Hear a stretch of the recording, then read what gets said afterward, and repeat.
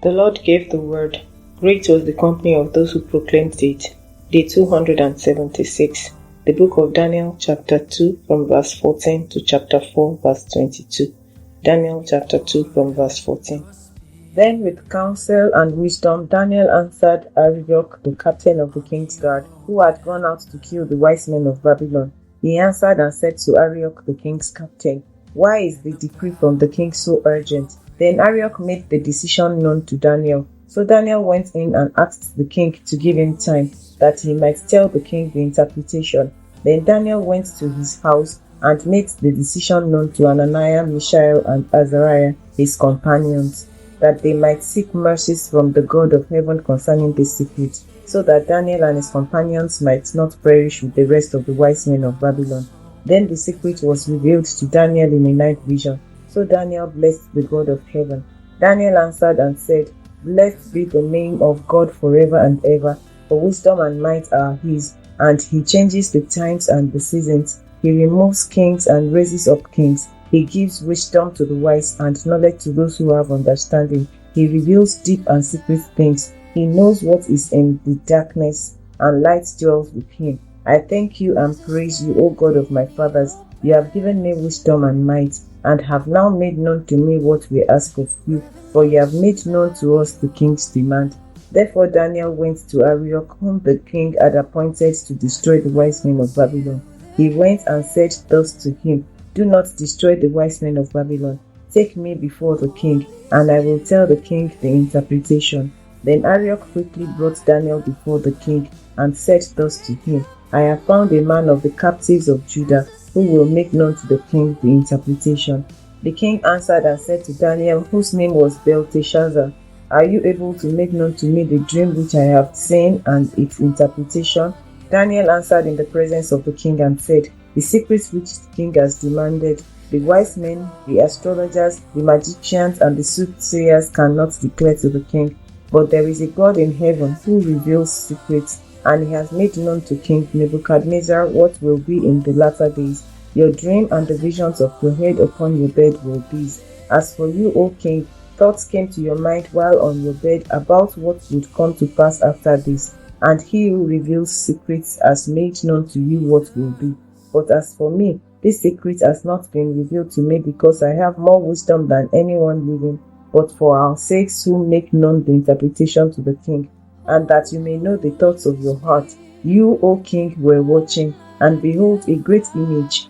This great image, whose splendor was excellent, stood before you, and its form was awesome.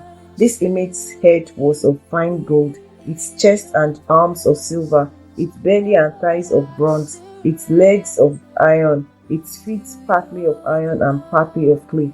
You watched while a stone was cut out without hands, which struck the image on its feet of iron and clay, and broke them in pieces. Then the iron, the clay, the bronze, the silver, and the gold were crushed together, and became like chaff from the summer threshing floors. The wind carried them away, so that no trace of them was found, and the stone that struck the image became a great mountain and filled the whole earth. This is the dream. Now we will tell the interpretation of it before the king. You, O king, are a king of kings, for the God of heaven has given you a kingdom, power, strength, and glory. And wherever the children of men dwell, or the beasts of the field, and the birds of the heaven, he has given them into your hand, and has made you ruler over them all. You are this head of gold. But after you shall arise another kingdom inferior to yours, then another, a third kingdom of bronze, which shall rule over all the earth. And the fourth kingdom shall be as strong as iron, inasmuch as iron breaks in pieces and shatters everything. And like iron that crushes, that kingdom will break in pieces and crush all the others. Whereas you saw the feet and toes, partly of potter's clay and partly of iron, the kingdom shall be divided, yet the strength of the iron shall be in it, just as you saw the iron mixed with ceramic clay. And as the toes of the feet were partly of iron and partly of clay, so the kingdom shall be partly strong and partly fragile. As you saw iron mixed with ceramic clay, they will mingle with the seed of men, but they will not adhere to one another, just as iron does not mix with clay. And in the days of these kings, the God of heaven will set up a kingdom which shall never be destroyed. and the kingdom shall not be left to other people. It shall break in pieces and consume all these kingdoms, and it shall stand forever. Inasmuch as you saw that the stone was cut out of the mountain without hands, and that it broke in pieces the iron, the bronze, the clay, the silver, and the gold, the great God has made known to the king what will come to pass after this. The dream is certain, and its interpretation is sure. Then King Nebuchadnezzar fell on his face, prostrate before Daniel, and commanded that they should present an offering and incense to him.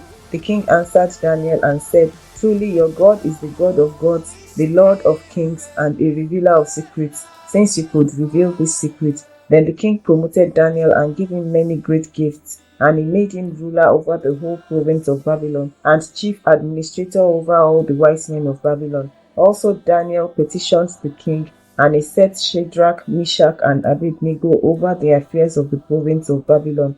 But Daniel sat in the gate of the king. Chapter 3. Nebuchadnezzar the king made an image of gold, whose height was 60 cubits, and its width 6 cubits. He set it up in the plain of Dura, in the province of Babylon. And King Nebuchadnezzar sent word to gather together the satraps, the administrators, the governors, the counselors, the treasurers, the judges, the magistrates, and all the officials of the provinces to come to the dedication of the image which King Nebuchadnezzar had set up. So the satraps, the administrators, the governors, the counselors, the treasurers, the judges, the magistrates, and all the officials of the provinces gathered together for the dedication of the image that King Nebuchadnezzar had set up, and they stood before the image that Nebuchadnezzar had set up. Then a herald cried aloud, To you it is commanded, O peoples, nations, and languages, that at the time you hear the sound of the horn, flute, harp, lyre, and psaltery, in symphony with all kinds of music, you shall fall down and worship the gold image that King Nebuchadnezzar had set up. And whoever does not fall down and worship shall be cast immediately into the midst of a burning fiery furnace. So at that time, when all the people heard the sound of the horn, flute, harp, and lyre, in symphony with all kinds of music, all the people, nations, and languages fell down and worshipped the gold image which King Nebuchadnezzar had set up. Therefore at that time certain Chaldeans came forward and accused the Jews. They spoke and said to King Nebuchadnezzar, O king, live forever. You, O king, have made a decree that everyone who hears the sound of the horn, flute, harp, lyre, and psaltery in symphony with all kinds of music shall fall down and worship the gold image. And whoever does not fall down and worship shall be cast into the midst of a burning fiery furnace. There are certain Jews whom you have set over the affairs of the province of Babylon, Shadrach, Meshach, and Abednego. These men, O king, have not paid due regard to you. They did not serve your gods or worship the gold image which you have set up. Then Nebuchadnezzar, in rage and fury, gave the command to bring Shadrach, Meshach, and Abednego. So they brought these men before the king. Nebuchadnezzar spoke, saying to them, Is it true, Shadrach, Meshach, and Abednego, that you do not serve my gods or worship the gold image which I have set up? Now if you are ready at the time you hear the sound of the horn, flute, harp, lyre, and psaltery in symphony with all kinds of music, and you fall down and worship the image which I have made, good. But if you do not worship, you shall be cast immediately into the midst of a burning fiery furnace. And who is the God who will deliver you from my hands? Shadrach, Meshach, and Abednego answered and said to the king, O Nebuchadnezzar, we have no need to answer you in this matter. If that is the case, our God whom we serve is able to deliver us from the burning fiery furnace, and he will deliver us from your hand, O king. But if not, let it be known to you, O king, that we do not serve your God, nor will we worship the gold image which you have set up. Then Nebuchadnezzar was full of fury, and the expression on his face changed towards Shadrach, Meshach, and Abednego. He spoke and commanded that they heat the furnace 7 times more than it was usually heated. And he commanded certain mighty men of valor who were in his army to bind Shadrach, Meshach, and Abednego and cast them into the burning fiery furnace. Then these men were bound in their coats, their trousers, their turbans, and their other garments, and were cast into the midst of the burning fiery furnace. Therefore, because the king's command was urgent, and the furnace exceedingly hot, the flame of the fire killed those men who took up Shadrach, Meshach, and Abednego.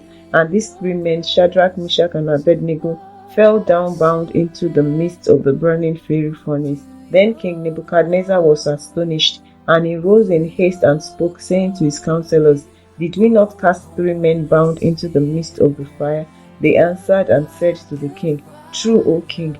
Look, he answered, I see 4 men loose, walking in the midst of the fire, and they are not hurt, and the form of the 4th is like the Son of God. Then King Nebuchadnezzar went near the mouth of the burning fiery furnace and spoke, saying, Shadrach, Meshach, and Abednego, servants of the Most High God, come out and come here. Then Shadrach, Meshach, and Abednego came from the midst of the fire, and the satraps, administrators, governors, and the king's counselors gathered together, and they saw these men on whose bodies the fire had no power. The hair of their head was not singed, nor were their garments affected, and the smell of fire was not on them. Nebuchadnezzar spoke, saying, Blessed be the God of Shadrach, Meshach, and Abednego, who sent his angel and delivered his servants who trusted in him, and they have frustrated the king's word, and yielded their bodies, that they should not serve nor worship any god except their own God.